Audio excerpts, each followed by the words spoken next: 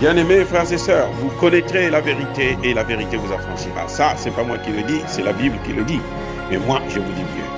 Vous connaîtrez la vérité historique, notamment celle de vos ancêtres kémites, et vous aurez une vision globale de ce que c'est que la vraie souveraineté politique. J'ajoute, vous reviendrez à la spiritualité africaine ancestrale et vous comprendrez les enjeux de l'indépendance économique.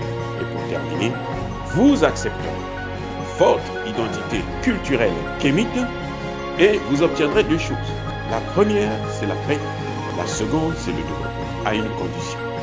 L'unité de toute l'Afrique noire, l'unité de tous les Noirs du monde entier.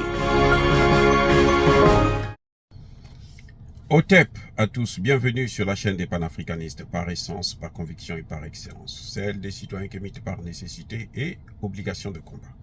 Nous sommes une chaîne qui n'est guidée que par nos ancêtres et rien que par les ancêtres qui appartiennent à l'égrégore du monde noir. Par conséquent, nous ne croyons en aucun Dieu venu de l'étranger.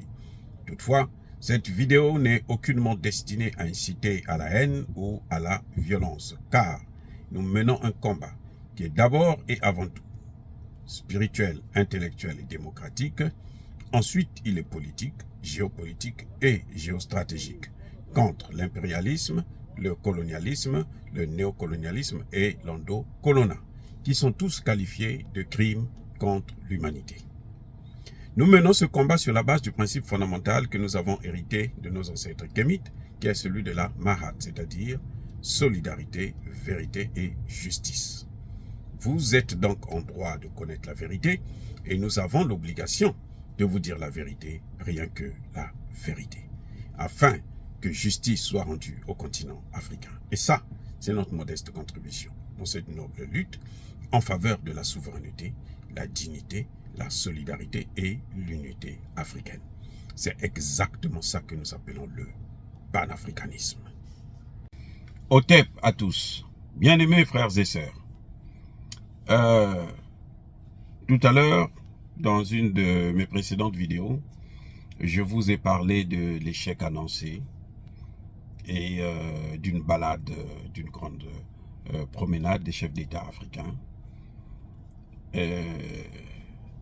Je vous ai bien dit que le plan de paix que les chefs d'État africains ont prévu dans la crise ukrainienne ne pouvait pas aboutir parce que déjà, j'ai même l'impression qu'ils avaient déjà un parti pris. Quand vous regardez très bien la souveraineté, ils n'ont pas parlé de la souveraineté de la Russie, ils n'ont pas parlé de la sécurité de la Russie. Quand il s'agit de l'Ukraine, ils pensent que la Russie a occupé un territoire ukrainien. Ils ont oublié que ce qui se passe en Russie là, c'est ce qui se passe aujourd'hui, qui se passe depuis 1999 au Kosovo, en ex-Yougoslavie.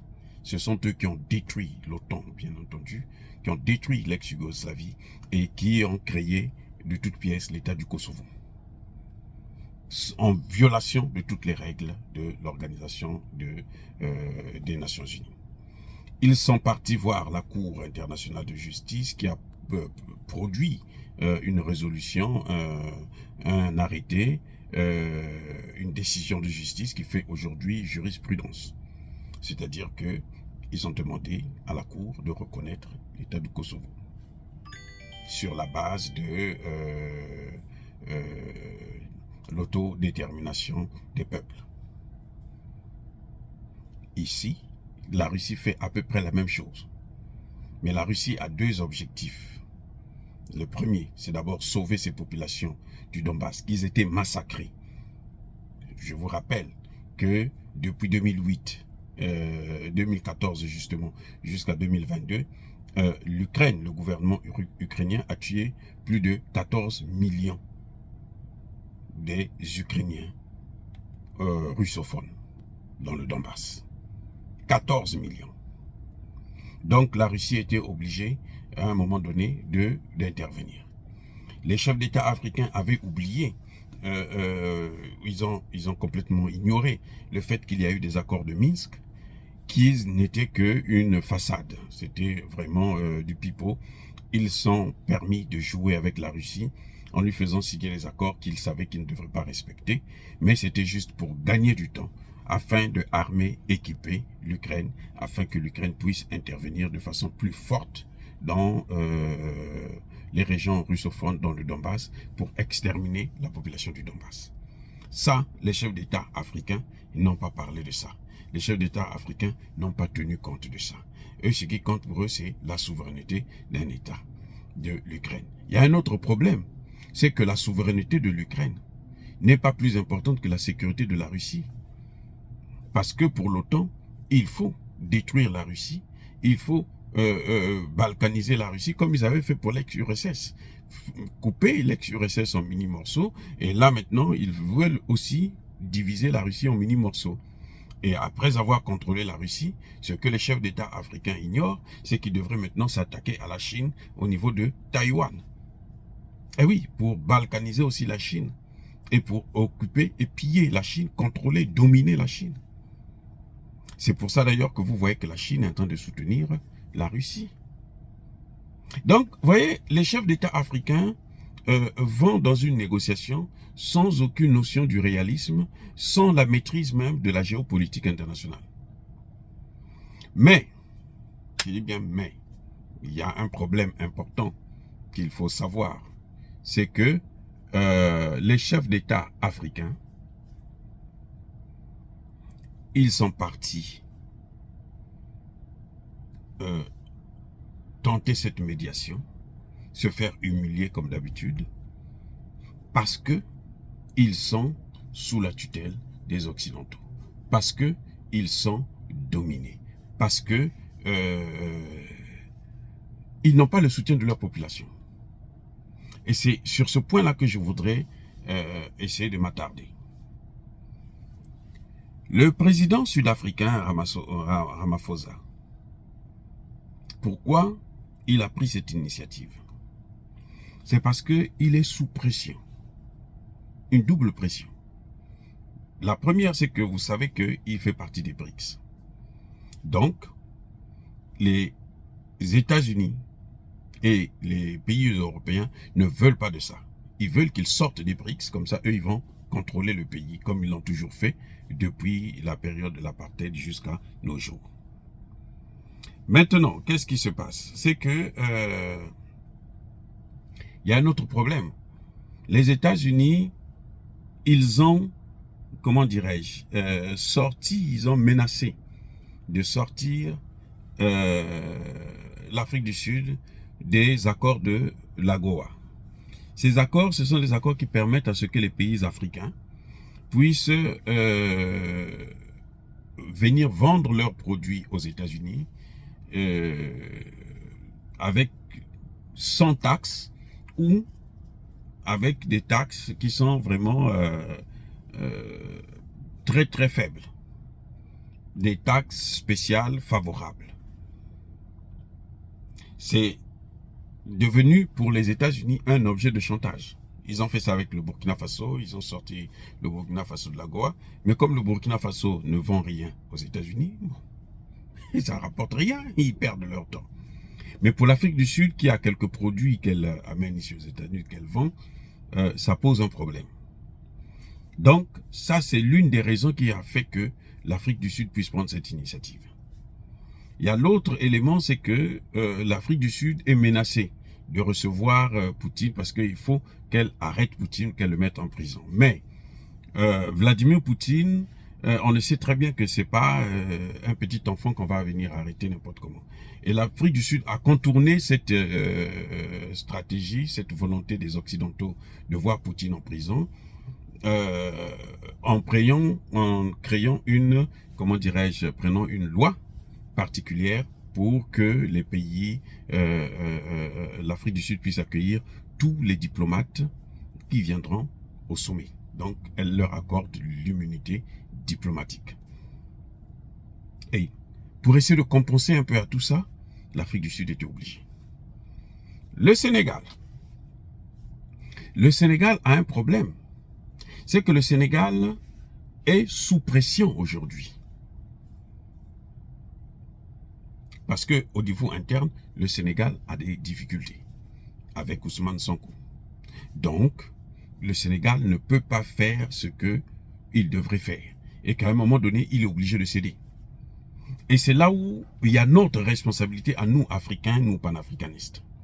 C'est que nous, quand nous critiquons une personne, quel que soit ce que la personne peut faire de bon, on ne regarde plus ça. C'est-à-dire que chez nous, la critique, elle est systématique. Elle n'est pas objective. Parce qu'on devrait quand même reconnaître que le Sénégal a soutenu le joueur sénégalais dans cette affaire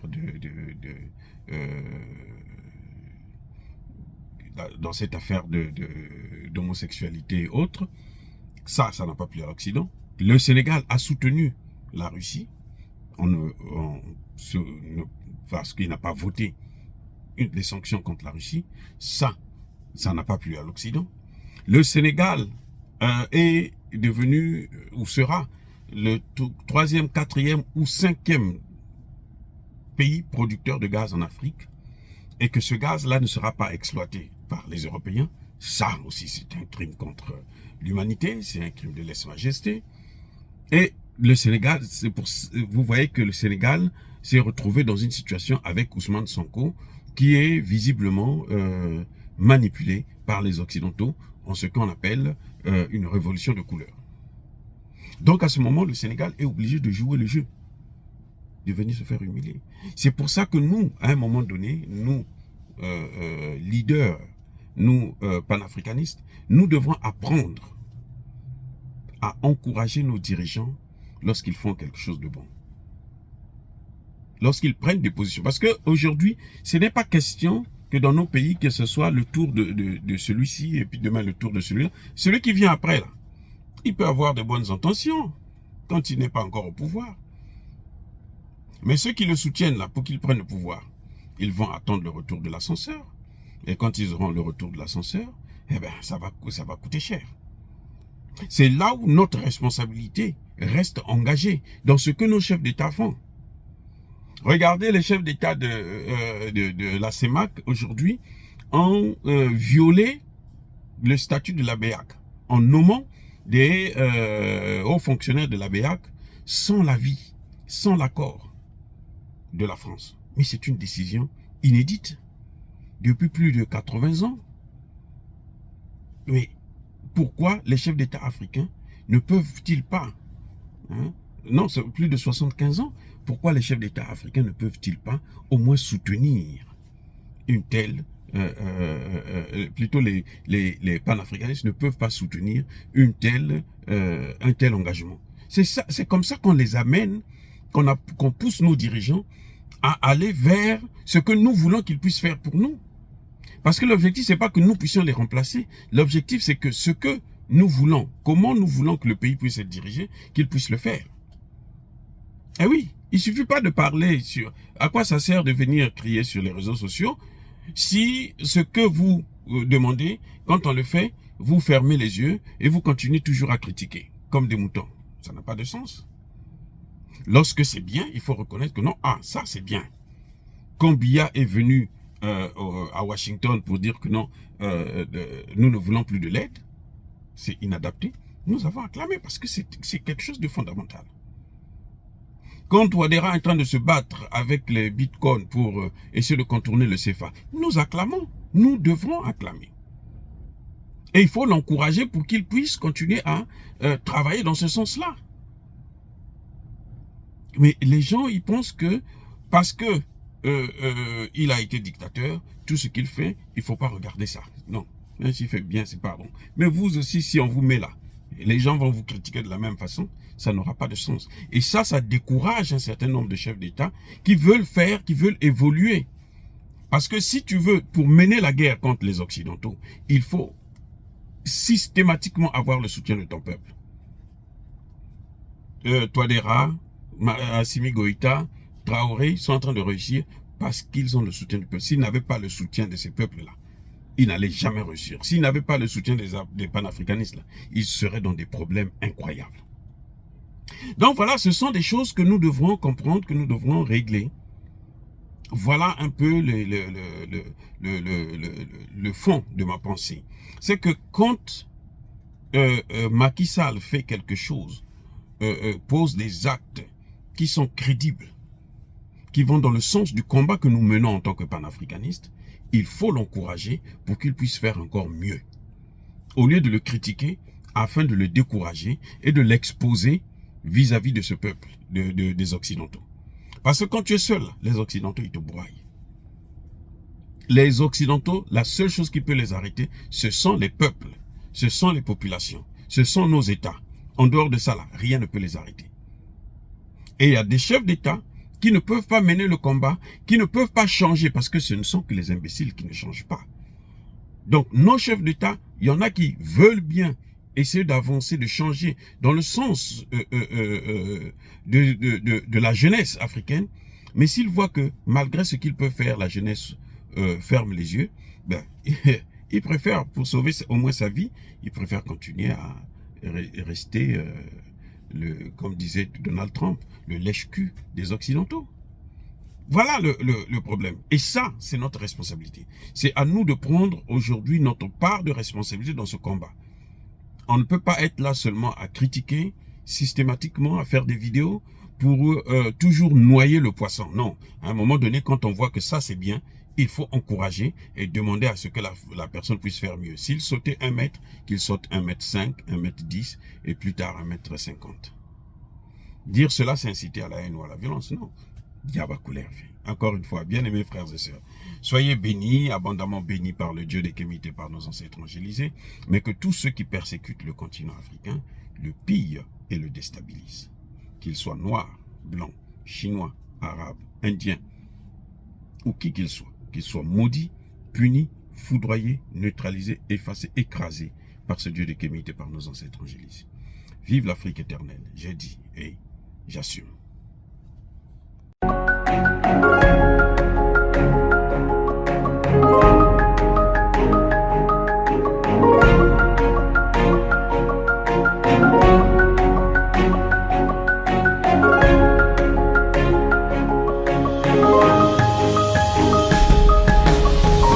Eux, ils marchent par la foi et non par la vue. Mais moi, je vous conseille vivement de marcher par la connaissance scientifique et historique, notamment celle de nos ancêtres kémites, par les 5 sens et par l'intelligence. Abou Abia.